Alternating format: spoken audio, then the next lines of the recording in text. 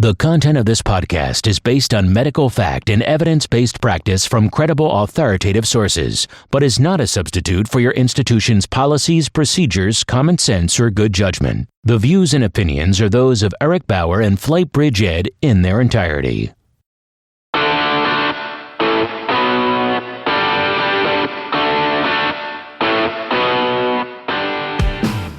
Okay, anyone who works with our littlest patients knows mechanical ventilation with kids is a whole different ballgame. Little adjustments make big differences, both good and bad.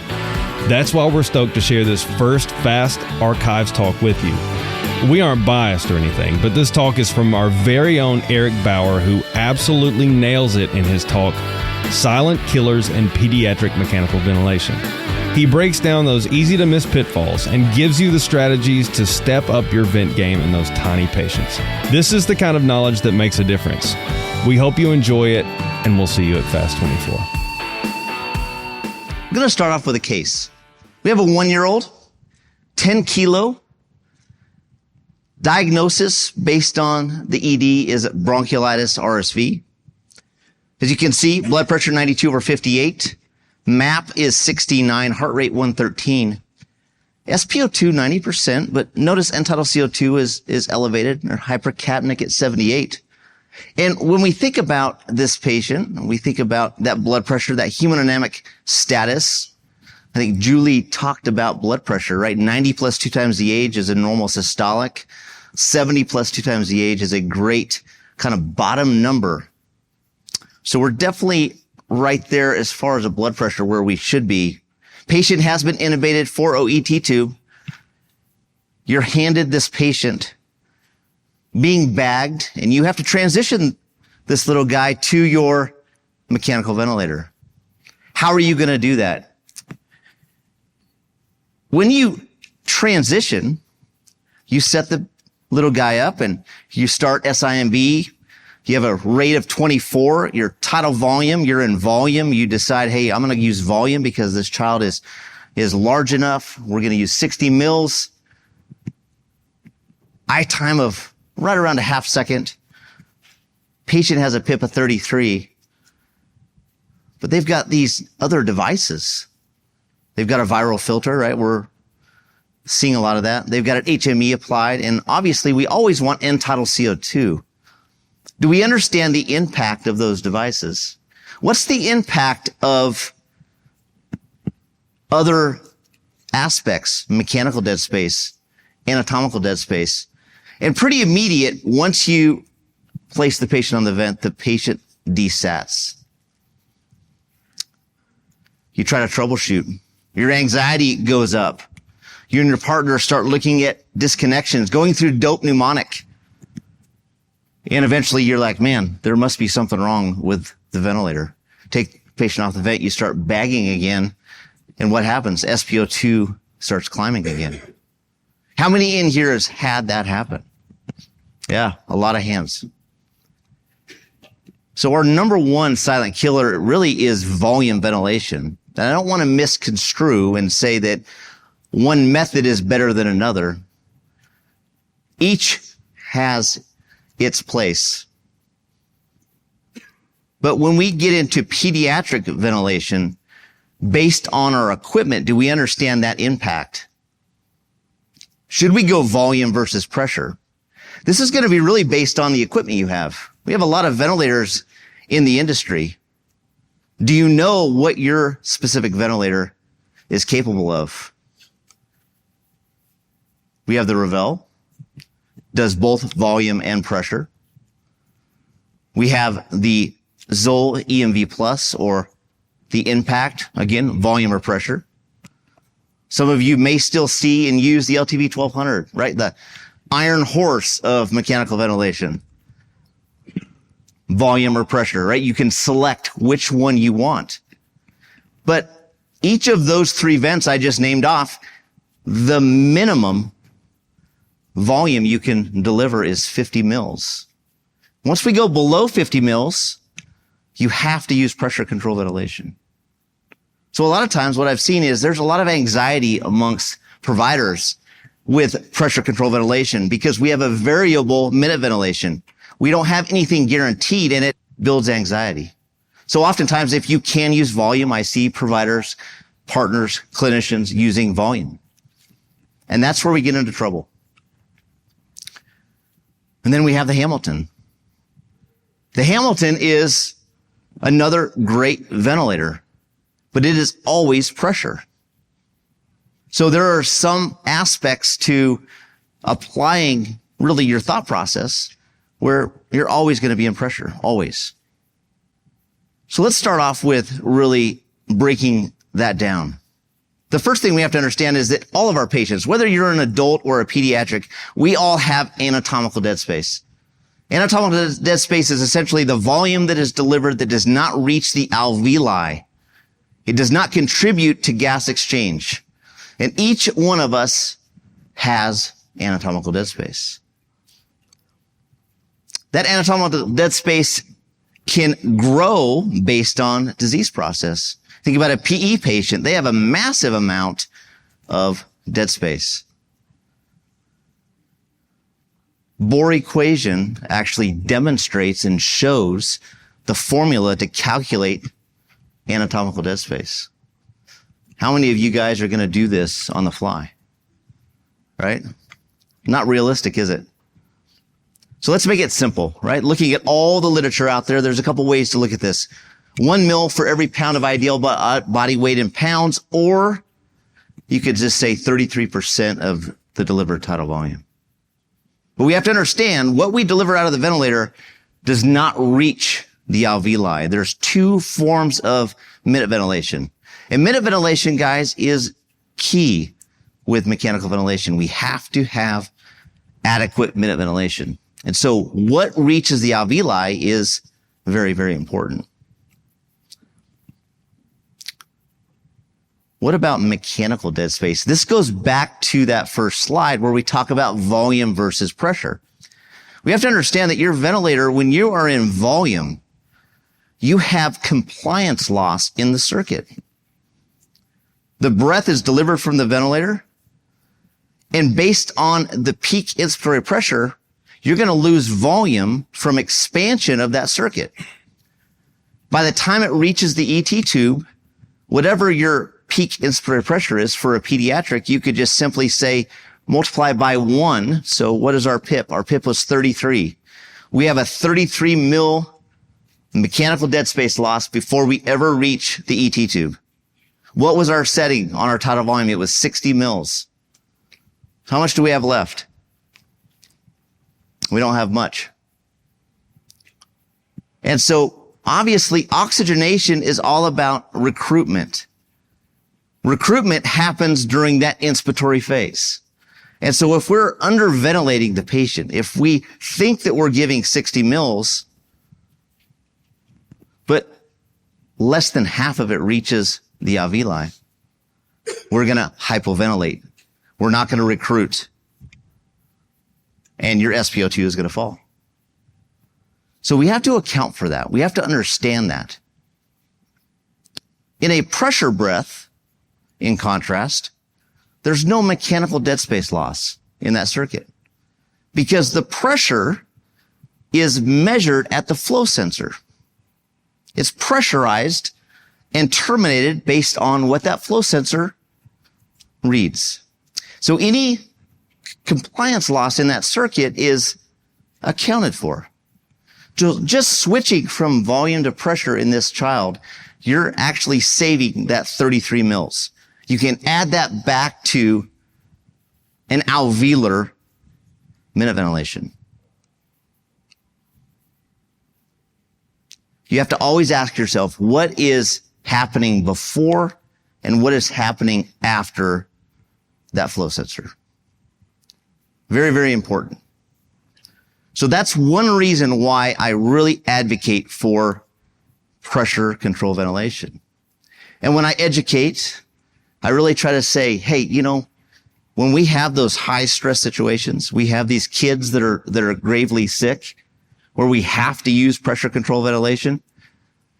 It's probably best that you have a great understanding and you are able to confidently apply pressure control. Don't wait till you have to do it. Use pressure on adults. become confident in looking at exhale tidal volume and adjusting the pressure up and down to where when you truly have to do it, there's no other choice. You're confident. And you owe that to your patients.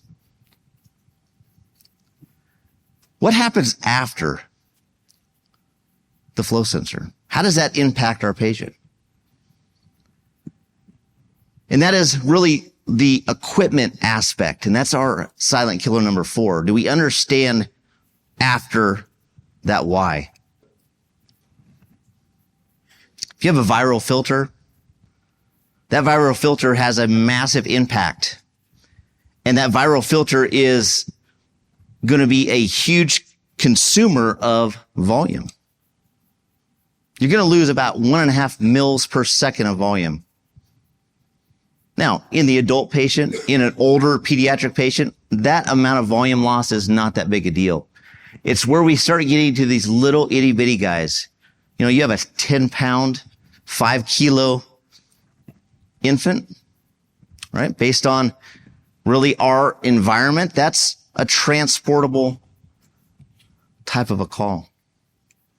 That is going to impact your patient. 90 mils a minute of loss. It's huge. What about an HME? HMEs are great, right? We want humidification, but HMEs also account for a huge volume loss. And depending on the device you're using, you could be up to 90 mils a minute as well.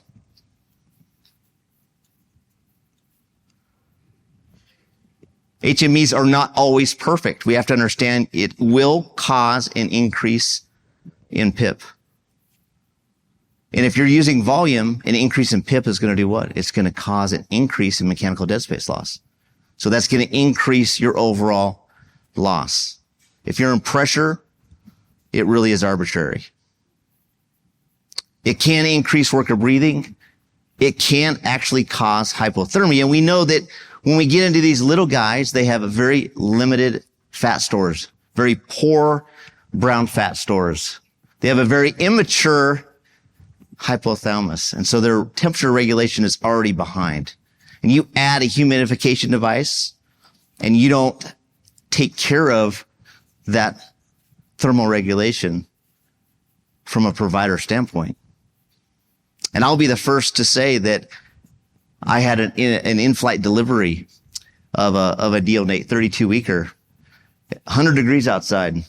I thought we were doing everything perfect from a warmth standpoint, and the patient had a temperature drop to 95 degrees. So it completely humbled myself and my partner, where you think you're doing everything. And the point is it's super easy to have a child become cold. What about end-tidal CO2? Guys, if there's one thing that I've learned in this business is that this is one piece of equipment that we cannot live without. I do a lot of, consulting, expert witness stuff. One of the things I've seen through those experiences is the airway cases that I've reviewed have been about a dozen, and we'll say that 11 out of the 12 have resulted in a patient death. They all were using colorimetric devices, every one of them. So this is a very important piece of equipment, not only for perfusion status identification, but for that ET tube confirmation continuously. And you guys know this. But what I've also understood is when you get into these little guys and you talk to DICU teams, a lot of times they will not have end-tidal CO2 placed, especially when you get into the little 500 gram, 1,000 gram neonates. Think about the tidal volume for those. And think about the dead space loss, 49 mils a minute. And so you will see NICU teams take off and put on and take off and put on end-tidal CO2. The point is we have to understand the impact. We have to understand what impact does our equipment have. Can you remove the HME? Do you need that? Is it necessary? Do you understand your equipment? Do you understand the dead space loss in volume? And so if you tally all this up, that's 48 mils of dead space loss, and you're delivering 60 mils of tidal volume. You're delivering 12 mils. That's all you're getting. No wonder there's no chest rise or fall. No wonder your patient is desatting. I definitely think there's got to be more education on this subject. I think we have to understand mechanical ventilation a little bit better, because I truly believe it's a piece of equipment that can greatly impact your patient in a positive way. So if we come back to our case and we look at this from a few angles, all these factors are in play. We have that mechanical dead space loss of 33 mils. We definitely have anatomical dead space that we're really not even accounting for. You have your viral filter, you got your HME, you've got your end-tidal CO2. We have a delivered minute ventilation of 1.4 liters, but we're only seeing a small portion. Approximately 90% is lost in dead space. The key is recognition. The key is having these situations, having these scenarios. The studies really show that the more dead space, the more devices we have outside the flow sensor, the sharper, if you were looking at a bell curve, the corresponding respiratory rate and PaCO2 skyrockets. So what if we flip the switch? We practice pressure controlled ventilation when we don't have to use it. We understand the equipment. We practice and practice. I challenge every one of you, every single shift, take the vent out for 30 minutes. A lot of you work 24 still. 30 minutes out of a 24-hour shift. That's all it takes. Remove pieces of equipment you don't necessarily have. And for me, I would say the HME and the viral filter would be my first two if I had to. I'm leaving the end-tidal on. Switching to pressure obviously is going to really save you a huge amount of volume. So if we make a few changes, we switch to pressure. Start with a pressure of 28, right? We have a PEEP of 5, so our PIP is 33 still. We have an I time of about a half second. Even with, guys, even with those devices after the Y, look at the difference. Your dead space loss has been cut significantly. We're only about 333 mils. Ultimately, we have to get the patient from point A to point B. You got to be able to stay calm and troubleshoot.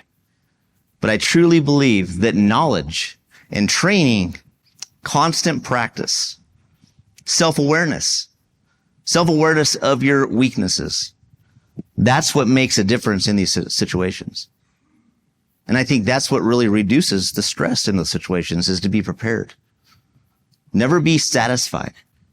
In the end, guys, volume ventilation is a great method, but it's not always the best method. And I'll say pressure is not always the best method either. You've got to know the situation. You got to know the patient. Got to understand anatomical dead space, understand mechanical dead space, understand the impact. Ultimately, minute ventilation is minute ventilation, but we also have to understand, what is alveolar minute ventilation? What is the impact on that ancillary equipment? Is it absolutely necessary?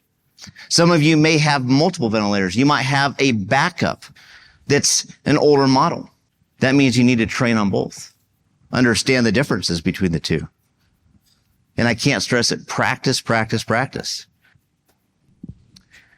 I'd love to have questions on this. I think when we do our mechanical ventilation courses, this is always a hot topic. Is there a better way to prevent breath stacking in those patients if you have a, like as far as the vent circuit itself? So breath stacking as far as just the circuit, or? Yeah, just the circuit. Yeah, I mean, I think breath stacking, really, you have to look at, what's your sensitivity or trigger setting, right? What piece of equipment you have, what's your sedation status, and really focus on those core areas. And I think that's a huge thing, is every ventilator is a little different, right? The EMV Plus, the Zoll, is a pressure triggered ventilator. But you go to the Revell and you go to the Hamilton, those are flow triggered, primarily flow triggered, right? So, every ventilator is different. You have to really understand the differences with your ventilator. And I think from an education standpoint, you can't teach in a box. You have to teach to all manufacturers, right? We have a lot of different manufacturers out there. They all have a great product. They're all a little different. And I think that's the key. But the core thing, the medicine, make sure your patient's sedated, make sure you're able to assess that, and understand your environment. The triggering a lot of times is just simply based on a setting, right? Or under sedation. Thank you. Yeah. Hey, Eric. Yeah. Hey, so we're taught to focus on the VTEs. If we inherit an uncuffed tube that has a pretty significant leak, should we be focusing on the VTIs in that case? No, that's a great question. I mean, I think that's always a big thing is, are you still seeing uncuffed tubes? Absolutely. And so you have to understand that leak is going to be significant, right?